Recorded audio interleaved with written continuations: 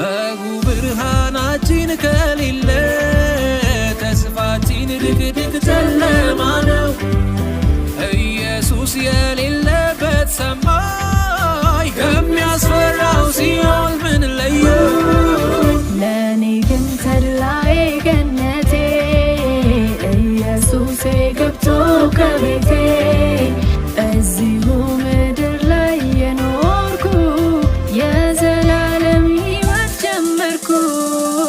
ይመቻል ይመቻል ከኢየሱስ ጋር ሕይወት ይመቻል ይመቻል ይመቻል ከኢየሱስ ጋር ሕይወት